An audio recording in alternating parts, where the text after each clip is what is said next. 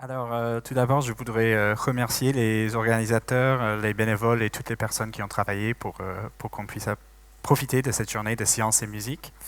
Je suis très contente de pouvoir vous parler un peu des recherches qu'on a fait. Le sujet de mon discours aujourd'hui, c'est l'ambiguïté dans la perception sonore. Je l'ai intitulé L'oreille trop confiante. C'est un thème qu'on a observé avec plusieurs types de sons. On fait confiance à nos oreilles. On pense que tout ce qu'on entend est une représentation exacte du monde autour de nous. Mais ce n'est pas toujours le cas. Et en fait, je vais vous parler de plusieurs types de sons ambigus aujourd'hui. Et ils ne sont pas tous des sons musicaux, mais parce que c'est la perception sonore, tout est pertinent pour la perception de la musique. Mais vu le thème de cette journée étant la science et la musique, j'aimerais commencer avec un exemple musical. Du coup, on va écouter la fin de la prélude de la suite numéro 1 pour violoncelle en sol majeur de Bach. Et j'aimerais attirer votre attention à la toute fin du morceau, là où il y a une grande séparation entre les notes aiguës, surlignées en bleu, ici, je ne sais pas si on voit, ouais, et les notes graves, surlignées en rouge. Juste avant ce moment, il n'y a qu'une seule mélodie, qu'une seule voix, mais à un moment, vous allez entendre une séparation en deux mélodies, deux voix. Alors on va écouter. Vérifier que j'ai le son. Ouais.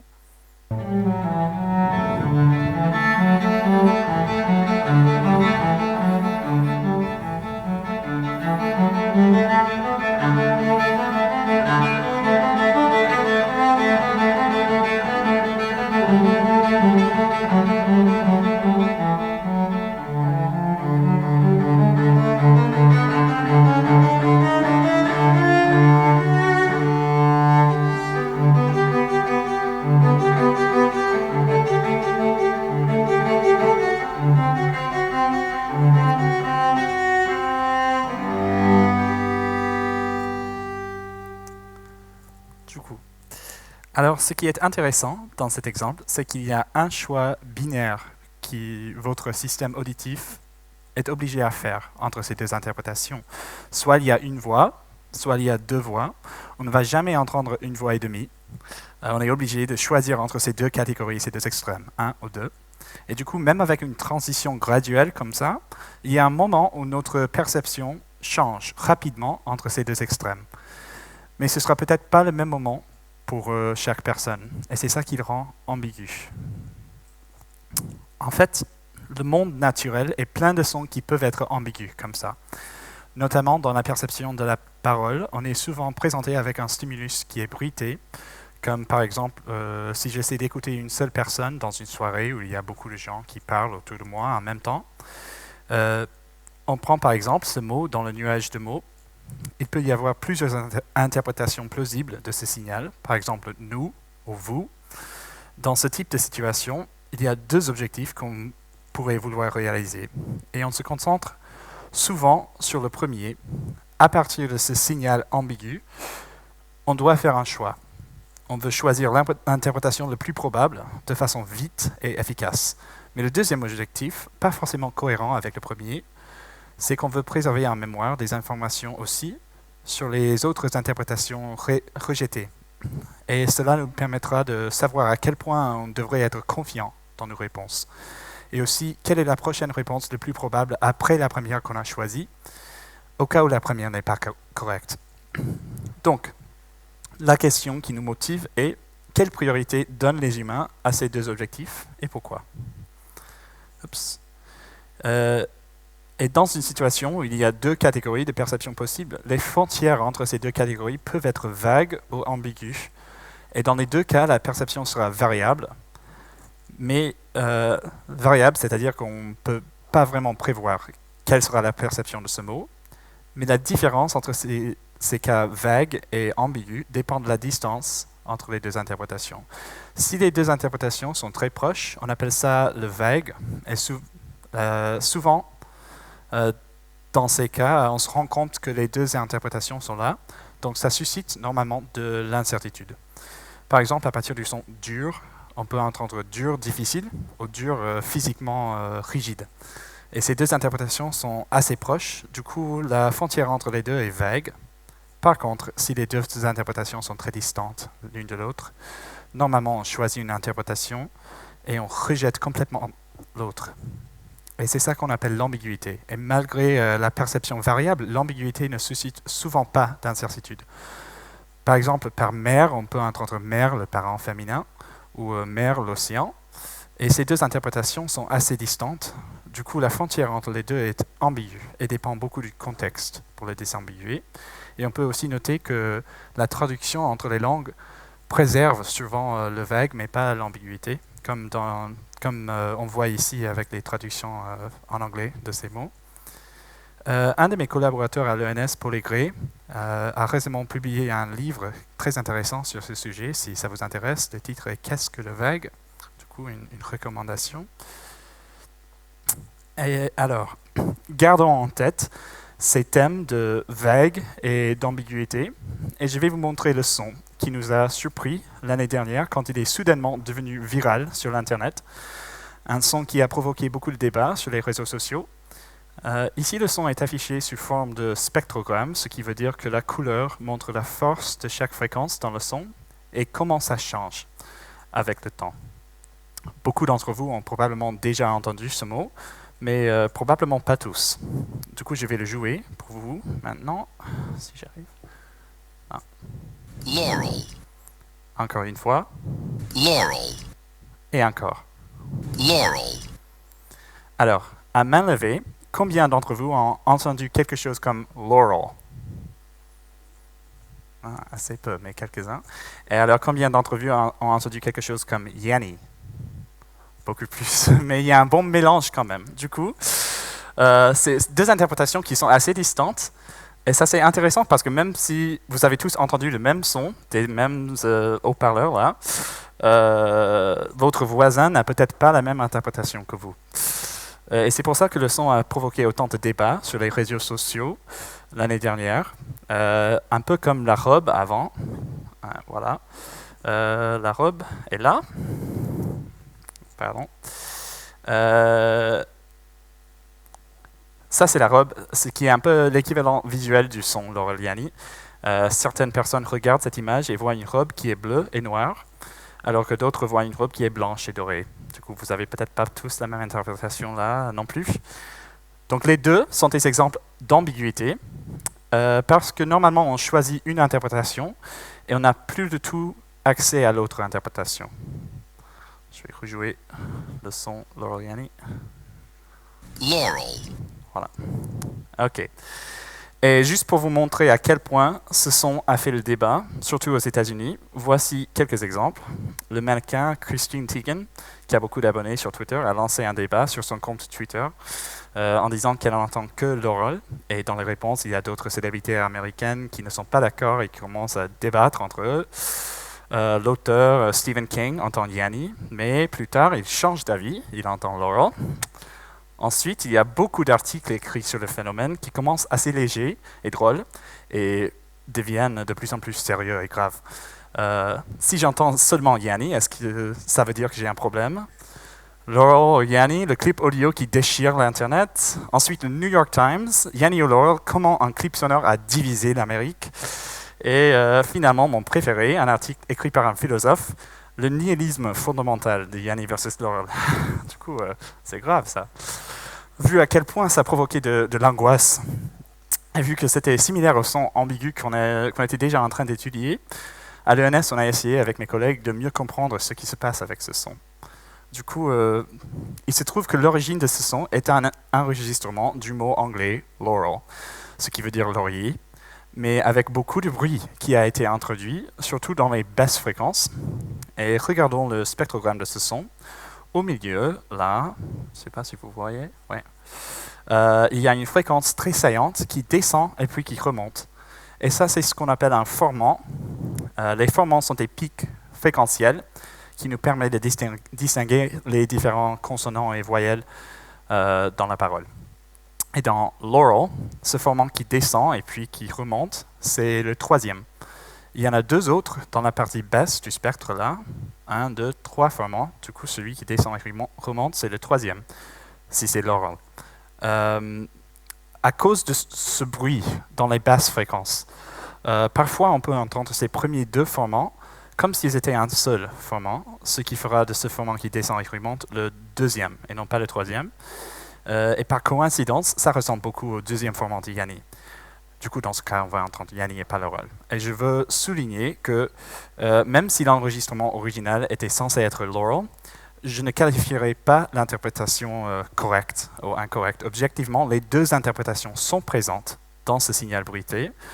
On a réussi à biaiser l'interprétation de ce son en appliquant des filtres pour amplifier ou atténuer les basses fréquences. Du coup, voici le son original encore. Laurel.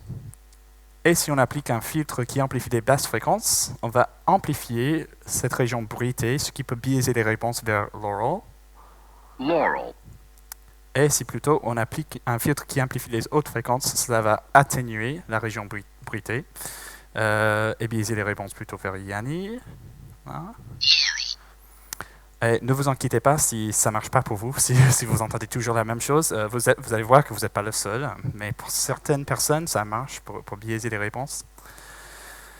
Du coup, avec ces stimuli biaisés soit vers Laurel, soit vers Yanni, on a réalisé une étude sur Internet avec plusieurs participants et on avait plusieurs questions empiriques auxquelles on voulait répondre. D'abord, les auditeurs ont-ils accès à l'ambiguïté dans ce son ? Est-ce que les auditeurs seront incertains quand leurs réponses sont variables? Et qu'est-ce qui explique la variabilité dans les réponses? Aussi, qu'est-ce qui explique la variabilité dans l'incertitude? S'il y en a qui sont certains, il y a d'autres qui ne sont pas. Alors, dans l'expérience en ligne, on a présenté des sons d'un continuum qui va de l'extrême amplification des basses fréquences à gauche jusqu'à l'extrême amplification des hautes fréquences à droite sur cette image.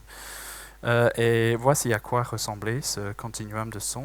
Laurel, Laurel, Laurel, Laurel, Laurel, Laurel, Laurel, On a présenté ces sons aux participants de l'expérience dans un ordre aléatoire, pas comme ça, pas dans l'ordre. Et après chaque son, on a demandé aux participants de nous dire d'abord s'il a entendu quelque chose qui ressemblait plus à Laurel ou Yanni, et ensuite à quel point le participant est confiant dans sa réponse. Voici ce qu'on a trouvé. Les participants se divisaient plus ou moins dans 3 groupes, en bleu, rouge et jaune, ici. Parmi les 289 participants qui ont fait l'étude, 93 étaient des laurelistes convaincus qui ont répondu Laurel dans plus que 90% des essais, peu importe le filtrage. Et par contre, 41 étaient des yannistes qui ont répondu Yanni plus que 90% du temps. Et entre ces deux extrêmes, en rouge ici, il y avait un groupe intermédiaire, là où tombait environ la moitié des participants, qui ont changé leur réponse en fonction du filtrage.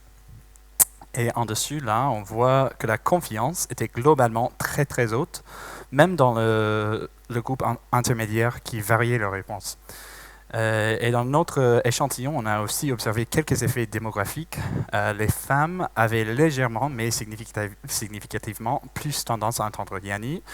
On a aussi comparé les deux groupes linguistiques les plus présents dans notre échantillon, les francophones et les anglophones, et on a trouvé que les francophones avaient aussi une légère tendance à entendre Yanni par rapport aux anglophones. Par contre, on n'a trouvé aucun effet d'âge du participant, ce qui nous a surpris un peu. C'était l'une de nos hypothèses, peut-être l'âge lié à la perte auditive éventuelle, mais non, on n'a rien trouvé avec ça. Pour chaque participant dans le groupe intermédiaire, on a estimé le point d'égalité entre Laurel et Yanni. Le son où ils avaient une chance de 50% d'entendre Laurel ou 50% d'entendre Yanni. Et l'histogramme, c'est ça qu'il y a en dessous de la page. Ça montre combien de participants avaient leur point d'égalité à chaque endroit sur le continuum. Et ce point était différent pour chaque participant, ce qui explique pourquoi les gens ont eu des réactions différentes au son original.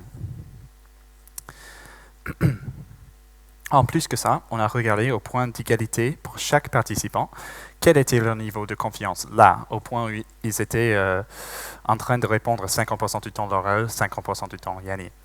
Et ici, on voit beaucoup de variabilité aussi. Il y avait des participants qui étaient très incertains, donc conscients de cette ambiguïté là. Il y avait d'autres, peut-être plus, qui étaient très très certains. Même au point d'égalité où leur réponse était imprévisible, ils étaient confiants à chaque fois dans ce qu'ils disaient. Et du coup, pour résumer, l'étude avec le son Loro-Yanni, on a trouvé que la plupart des auditeurs n'ont pas accès à l'ambiguïté pour ce son. La confiance est globalement haute, mais variable entre les participants, et la confiance est réduite au point d'égalité. Du coup, en résumé, l'objectif perceptif, celui qui dit qu'on veut arriver rapidement à une interprétation et rejeter l'autre, semble l'emporter sur l'objectif cognitif de garder en mémoire toutes les interprétations, même celles qu'on a rejetées. Alors, on va passer maintenant à un exemple qui est moins connu sur Internet, moins célèbre, mais plus pertinent pour nous parce que c'est un son musical. Quand on écoute de la musique, on est en train d'analyser notre scène auditive, c'est-à-dire qu'on doit décider combien d'objets auditifs il y a dans notre environnement et quels sons viennent de quelles sources auditives. Et du coup, pour ce faire, on lit normalement plusieurs composantes fréquentielles, comme les lignes blanches que vous voyez ici, dans un seul objet auditif, un ton musical, dans ce cas. Et dans l'exemple ici, la question qui se pose est, pour chaque composante du premier son, à quelle composante du deuxième son devrait-on le lier? Et ça, c'est un cas spécial où les deux sons qui sont utilisés sont des tons de Shepard, ce qui veut dire que leurs composantes sont séparées par des octaves. Et la distance entre les sons est d'un demi-octave, ce qui est aussi appelé un triton, l'intervalle de 6 demi-tons. Et dans ce cas, les liens temporels entre les composantes fréquentielles sont ambigus. Donc, je vais jouer ce son, et votre tâche, c'est de dire si le deuxième son est plus aigu que le premier ou plus grave. Autrement dit, si ça monte ou ça descend. Encore. Oups. OK. Et en fait, je vous ai déjà dit qu'en fait, les deux réponses sont possibles. Du coup, probablement, vous n'avez pas tous la même interprétation de ce que vous avez entendu. Mais ça peut être entendu comme montant, comme ça, si on lit les composants de cette façon. Pardon, j'ai perdu la souris. Là, OK. Ou également comme descendant. Mais normalement, on n'entend pas les deux en même temps. On choisit une interprétation, on rejette l'autre. Et pour ce genre de son, il y a aussi normalement de la haute confiance malgré des réponses variables. Ce qui est encore plus intéressant avec ces sons de Shepard, c'est qu'ils sont très facilement biaisés par le contexte. Du coup, voici encore les mêmes deux sons. OK. Et maintenant, je vais jouer les mêmes sons, physiquement exactement les mêmes sons, et je vais ajouter un contexte, 3 tons qui viennent avant les deux sons de test. Et votre tâche reste le même, de dire si le tout dernier son est plus aigu ou plus grave que l'avant-dernier. OK. Et en fait, probablement la plupart d'entre vous, j'espère, ont entendu une montée là, que le deuxième son était plus aigu que le premier, parce que le contexte était censé vous biaiser dans cette direction, parce que ces sons de contexte ont rempli une moitié de l'octave, celle qui est traversée par les composants si on les lit de façon montante. Mais je peux aussi faire le contraire. OK. Du coup, juste pour résumer, ça c'est le son avec contexte montante et descendante. Il n'y a pas de triche, c'est vraiment c'est le même son tout le temps. Voilà. Du coup, il y a un fort effet de biais du contexte pour ce son, et ça a été exploré dans des études qui précèdent mon temps à l'ENS. C'est vraiment un phénomène très très intéressant, l'effet du contexte là. Juste pour vous montrer quelques autres exemples de l'usage des sons Shepard dans les médias. Ça a été utilisé, par exemple, dans un jeu vidéo, Mario. Ça va. C'est une vidéo que... Ouais, voilà. Du coup, à un moment, Mario se trouve devant un escalier qui est infini, qui ne termine pas. Et pour la musique, le compositeur a choisi d'utiliser des sons Shepard.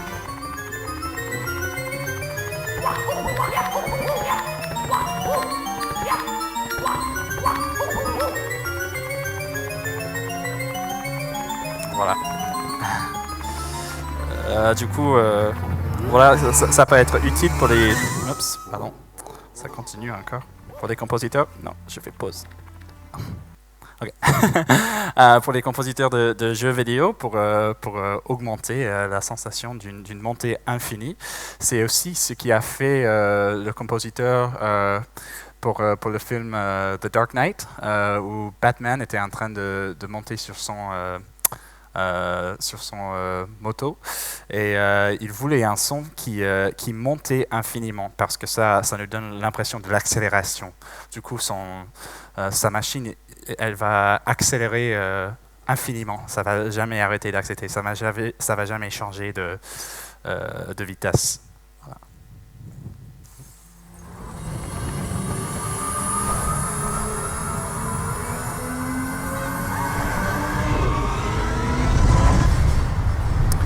En fait, ça aussi, ils ont fait avec des sons Shepard. Du coup, c'est très utile pour les compositeurs, pour beaucoup de gens. Un autre truc qu'on sait sur les sons Shepard, c'est que la formation musicale peut jouer sur la perception de ces sons. Dans une étude précédente, on a recruté des musiciens et des non-musiciens pour faire ce tâche avec ces sons de Shepard. Et on varie l'écart entre les deux sons. Alors, quand l'écart est de 6 demi-tons, exactement un demi-octave, ça c'est un stimulus qui est parfaitement ambigu. 50%, 50%, ça monte, ça descend. Si l'écart est un peu moins ou un peu plus, normalement les auditeurs vont choisir le chemin qui est le plus court, et du coup ça biaise la réponse. Du coup, ici, on voit, ce qui est important, c'est qu'on voit que les deux groupes, les musiciens et les non-musiciens, ils sont à 50% au milieu. Ils répondent empiriquement au hasard. Ils vont dire la moitié du temps que ça monte, l'autre moitié que ça descend. Mais la confiance est différente entre ces deux groupes. Les musiciens, en bleu là, ils ont beaucoup moins de confiance dans leur réponse, justement au point où il faut qu'ils n'aient pas de confiance. Au point de milieu, ils savent qu'il y a un peu d'ambiguïté. Au moins, ils sont un peu plus conscients que les non-musiciens. Leur niveau de confiance reste assez haut, mais par rapport aux non-musiciens. Par contre, aux extrêmes, où les réponses sont empiriquement plus prévisibles, les musiciens sont plus confiants que les non-musiciens. Du coup, ça suggère que l'expérience avec ce genre de son, l'expérience auditive globalement, peut nous aider à apprendre à reconnaître ce genre d'ambiguïté, à mieux réaliser ce deuxième objectif, de garder les interprétations rejetées. Alors, nous, ce qu'on a fait avec ces sons Shepard, c'est d'essayer d'avoir deux mesures de la conscience de l'ambiguïté, de l'accès à l'ambiguïté dans ce son. On a mesuré le comportement des participants, on leur a demandé si ça monte ou ça descend. Désolé. Mais ils avaient aussi la possibilité de dire qu'il y avait des deux changements présents dans le son. Juste vérifier. OK. Et ça, c'est une mesure de à quel point sont-ils conscients de l'ambiguïté dans le son. Mais on a aussi fait une mesure implicite de la conscience de l'ambiguïté, et ça, c'était la taille pupillaire.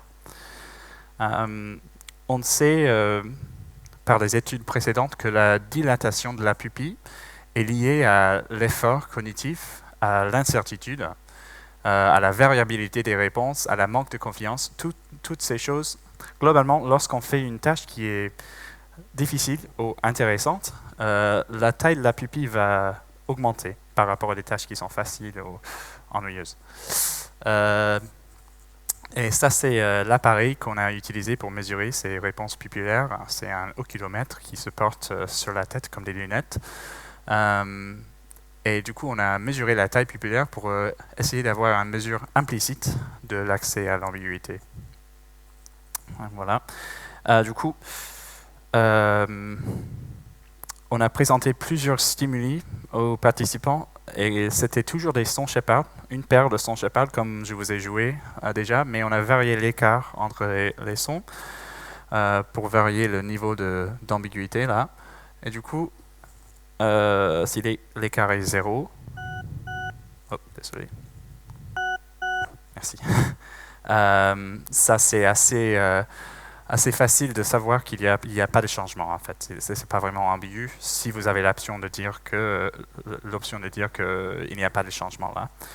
Par contre, si l'intervalle est de 2 ou de 4 demi-tons, ou encore de 8 ou de 10, du coup plus ou moins que la moitié d'un octave, normalement il n'est pas très ambigu parce qu'il y a un chemin qui est plus court que les autres. Du coup, normalement on va dire que ça monte avec ce son-là. Et le stimulus classiquement utilisé de 6 demi-tons, qui est normalement très ambigu, mais on ne se rend pas compte de l'ambiguïté. On a aussi rajouté un autre type de stimulus qu'on a appelé double, qui était construit un peu différemment, mais normalement ce qui va arriver là, c'est que le deuxième son va séparer dans deux objets auditifs, et ça va être plus évident qu'en fait on est en train d'entendre les deux changements en même temps. Voilà. Et du coup, ça, c'était pour encourager les participants à pouvoir utiliser la réponse, les deux changements en même temps, au moins dans une condition. Et du coup, les participants avaient ils avaient 4 possibilités de réponse. Ça monte, ça descend, les deux en même temps, ou aucun changement. Et ils ont facilement identifié aucun changement pour le 0 demi-ton. Ça monte ou ça descend quand c'était pas ambigu. Et au milieu, à 6 demi-tons, ils ont dit la moitié du temps ça monte, l'autre moitié ça descend, mais presque jamais, ils ont presque jamais utilisé la réponse, les deux changements en même temps. Par contre, avec cette condition double, où les deux changements étaient un peu plus évidents, ils ont dit bien sûr qu'il y avait les deux changements en même temps. Du coup, ça c'est les résultats comportementaux qui nous montrent que dans le cas de l'intervalle de 6 demi-tons, ils n'étaient pas conscients de l'ambiguïté, alors que leur réponse était très variable. Ils ne savaient pas qu'en fait les deux interprétations étaient là. Ça, c'est la taille de la pupille lors d'un essai pendant cette tâche. Du coup, la trace rouge montre la taille de la pupille par rapport à sa taille au début de l'essai. Les deux régions colorées, là, les deux régions grises, sont les moments où les deux sons ont été joués, puis les participants devaient attendre jusqu'à 4 secondes après pour faire leur réponse. Et c'est dans cet intervalle entre le début du son et le moment où ils pouvaient répondre qu'on observe la dilatation. Et ça, c'est juste pour le changement de 0 demi-ton, qui n'est pas vraiment un changement. L'écart de 0, qui était facilement identifié comme 0. Ensuite, ça, c'est la trace pour 2 ou 4 demi-tons, qui était peut-être un peu plus difficile parce qu'il y avait 2 options, mais normalement, il n'y avait pas vraiment d'ambiguïté. Tout le monde dit ça monte ou ça descend. Ensuite, pour 6 demi-tons, il y avait encore plus de dilatation pupillaire, ce qui nous suggère que cette condition, même s'il n'a pas provoqué la conscience explicite de l'ambiguïté, a quand même révélé un signal physiologique du traitement de ce son dans la pupille. Ce qui nous suggère que parfois on peut lire dans les yeux des auditeurs ce qu'on ne peut pas savoir du comportement. Si on demande aux participants de cette expérience s'ils avaient des doutes dans ces conditions, ils diraient que non. Mais la pupille dit la vérité, qu'en fait, le cerveau a travaillé pour arriver à cette réponse. Du coup, il est là quelque part. Et dernièrement, la condition double où ils étaient explicitement conscients de l'ambiguïté, ça c'était encore plus, la dilatation était encore plus grande. On peut aussi séparer les réponses par les réponses pupillaires par la réponse comportementale qui a été donnée. Du coup, quand ils ont dit qu'ils étaient explicitement conscients de l'ambiguïté, ça a produit beaucoup plus de dilatation par rapport à les autres réponses. Aucun changement en gris, là, ça a produit le moins de dilatation, ce qui est normal parce que c'était le plus facile.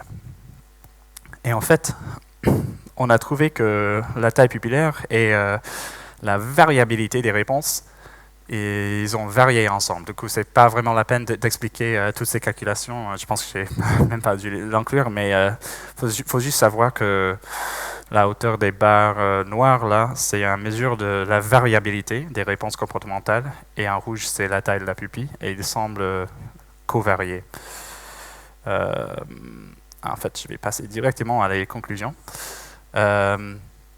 Du coup, on a trouvé qu'il y a l'accès explicite à l'ambiguïté dans la condition double, mais pas dans la condition de si demi-ton, ce qui était un peu surprenant, parce que les réponses de premier ordre, O versus pas, étaient identiques, 50-50. Mais le caveat, c'est que notre échantillon dans cette étude, c'était surtout des non-musiciens, et on sait à partir des autres études que ça peut influencer les résultats, la conscience de l'ambiguïté, si c'est les musiciens. Mais ce qu'on a trouvé, c'est qu'il y a un signal d'accès implicite à l'ambiguïté qui peut exister au niveau de la réponse pupillaire, même sans conscience explicite. Et du coup, pour résumer les deux, pour les sons ambigus, les sons linguistiques ou musicaux, l'incertitude peut être faible, même si le comportement est variable. L'accès à cette ambiguïté varie selon les individus, et l'incertitude aussi, mais un peu moins. Et dans les données pupillaires, on a un soupçon que notre système perceptif interprète rapidement l'incertitude. Pardon. Alors, on a une suggestion d'un signal d'incertitude à ce niveau de la pupille, même si perceptuellement, on arrive à une réponse assez rapide. Voilà. Et du coup, juste pour finir, je voudrais remercier tous mes collègues qui ont travaillé avec moi sur ce projet, Claire Chambers, Vincent de Gardel, Claire Pelofi, Daniel Presnitzer et Paul Aigret. Et merci à vous tous de m'avoir écouté. Merci.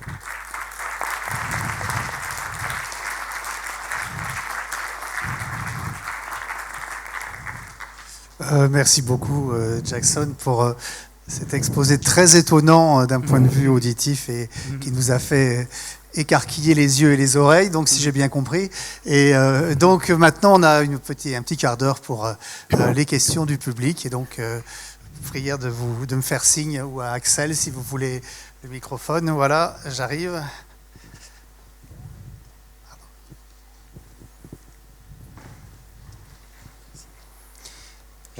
Donc, ouais, je voudrais savoir si j'ai bien compris, par rapport au ton Shepard, ouais.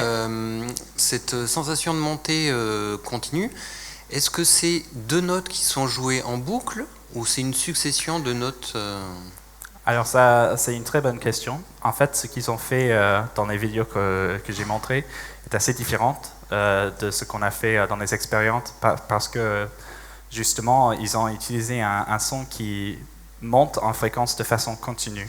Et comme ça, on a vraiment peu de chances de percevoir l'ambiguïté, parce que c'est comme si je présentais toujours des intervalles très très petits et on choisit toujours le chemin le plus court. Nous, on a présenté des sons, pardon, juste pour montrer, voilà, de fréquences discrètes qui ne changent pas avec le temps. Ça, c'est une seule fréquence qui va rester là. Mais dans les exemples que j'ai joués, en fait, pardon, ça c'est vrai uniquement pour le film Batman. Je pense qu'avec le jeu vidéo, Mario, c'était quand même des notes discrètes, mais le compositeur a joué avec des intervalles pour créer une sensation de montée infinie. Justement, si vous jouez des sons comme ça, discrètes, normalement, les gens vont à un moment changer les réponses de ça monte à ça descend, ça ne va pas monter infiniment. Merci. Sinon, je peux. Ouais. Ouais. C'était juste dans votre protocole expérimental, Ouais. Enfin n'importe lequel, est-ce que vous changez l'ordre d'écoute des éléments? Oui, et ça c'est très important de contrebalancer, contre-équilibrer l'ordre dans lequel on présente les sons, parce que sinon on ne saurait pas si c'est un effet de l'ordre de présentation ou vraiment de la chose qu'on a manipulée. Du coup, chaque participant, par exemple, dans l'expérience Laureliani, a entendu tous les sons du continuum dans un ordre différent. Et du coup, en moyennant beaucoup de réponses, on arrive à savoir quel est l'effet de cette manipulation isolée de l'effet de l'ordre de présentation. Merci. Merci. Donc, il y a une autre question là-bas? Oui, ici. Merci pour la présentation. J'ai une question sur la dernière phrase que vous avez prononcée. Vous avez dit on peut en fait utiliser la dilatation pupillaire pour effectivement savoir si le son est ambigu ou non. Ouais. Mais est-ce que vous avez fait l'expérience spécifique de le faire en aveugle, c'est-à-dire de faire enregistrer, enfin de faire écouter à des gens les sons ambigus, de récupérer les signaux et de les classifier de façon non supervisée et de voir si vous retrouvez deux classes qui sont bien les classes que... Alors ça c'est une très bonne question parce que c'est dans les idées qu'on a pour continuer avec ces recherches. J'ai pas vraiment grand chose à vous dire en termes de résultats déjà, mais en fait ce diapo que j'ai sauté est un peu pertinent. En fait, en bas ici, c'est le slope, j'aurais même pas pu la pente, merci, d'une régression qui essaie de prévoir la taille de la pupille en utilisant la variabilité des réponses à chaque point dans le temps. Et en fait, on voit que un peu après le stimulus, c'est là où on voit la séparation entre les conditions. C'est là où on commence à pouvoir prévoir la taille pupillaire en regardant la variabilité des réponses. Mais votre question, je pense, c'était plutôt le sens contraire. Si on essaie de regarder la taille pupillaire et d'avoir un classement pour les sons que, selon la taille pupillaire, devraient être ambigus, et pour voir si ça corrèle. Et c'est ça qu'on n'a pas encore fait, mais c'est une très bonne idée. Merci. Merci. Ok, une autre question? Oui, ici. Je voulais juste amener un complément sur les Shepard Tones. Les plus classiques, en fait, utilisent une modulation d'amplitude des différentes harmoniques. Et donc c'est à peu près continu, et donc on n'a pas l'impression de sauter de note en note. Il y a plein de vidéos sur YouTube qui montrent le spectrogramme et qui permettent de voir et de mieux comprendre. Moi, j'avais une question, une critique un peu sur le protocole expérimental qui a été utilisé dans la deuxième expérience. En fait, vous amenez un stimuli qui est double. Et donc, ce que vous avez envie de dire, c'est que en fait, les gens vous disent que ça monte et ça descend en même temps. Et moi, le problème, c'est quand j'entends ça, moi j'entends un accord, et donc du coup, ça monte pas, ça descend pas. Voilà. Et d'une certaine manière, moi j'aurais aimé avoir une réponse qui est ça change, mais ça monte pas, ça descend pas en même temps. Est-ce que vous, quelque part, il n'y aurait pas un biais qui pourrait être levé, ou vous pensez que ce biais-là n'existe pas? Non, je pense que... Merci beaucoup de la question, c'est une très bonne question. Et en fait, c'est pas l'inclusion de cette condition double était une stratégie pour essayer de vérifier que les gens pouvaient utiliser la réponse les deux en même temps, mais c'était pas peut-être pas le meilleur. Je suis d'accord qu'en fait, je vais le rejouer pour qu'on puisse tout écouter. Oups, avec le son. C'est moi. Non, désolé.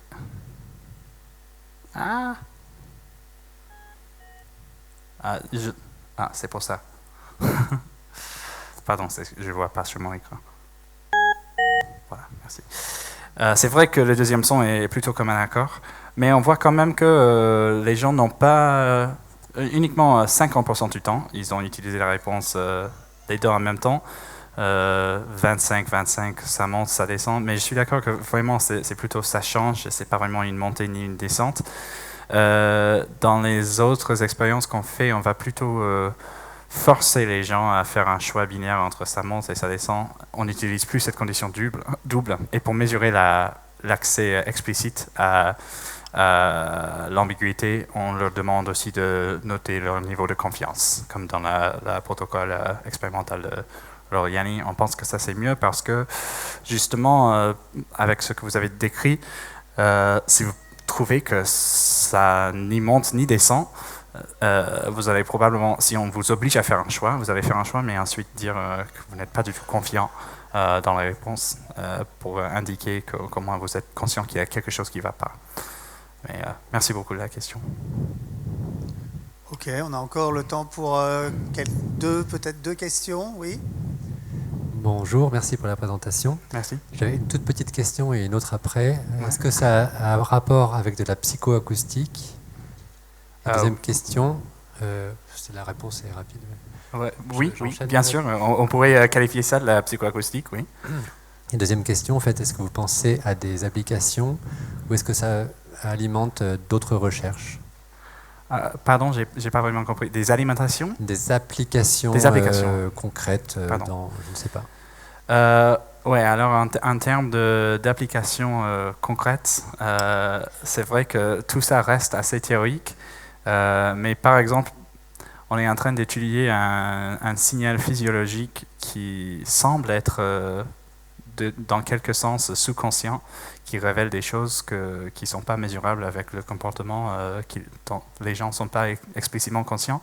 Et du coup, ça pourrait mener à d'autres mesures pour les gens qui sont dans un état de conscience réduite pour mieux comprendre leur état mental. Aussi, pour les gens qui utilisent par exemple des implantes cochléaires qui doivent reconstruire le son pour permettre la perception de la musique ou de la parole. Maintenant, ça c'est vraiment très difficile pour la musique. Du coup, tout ce qui parle de la perception de la hauteur des sons nous aide à mieux comprendre comment le cerveau accomplit cette tâche de perception de hauteur, d'extraction d'une hauteur, à quel point c'est aigu ou grave. Et mieux on comprend ça, mieux on pourra le limiter avec des appareils électroniques comme les implants cochléaires, parce que maintenant il y a beaucoup de choses qu'on pourrait améliorer avec la perception de la musique pour ces gens-là. Du coup, c'est deux exemples, mais j'avoue que c'est vraiment très théorique et du coup on le fait parce qu'on veut le savoir et ça peut mener on ne sait pas vraiment où. Merci. Je pense qu'on va pouvoir donc clore sur cette dernière question et remercier à nouveau Jackson pour son exposé tout à fait captivant. Merci.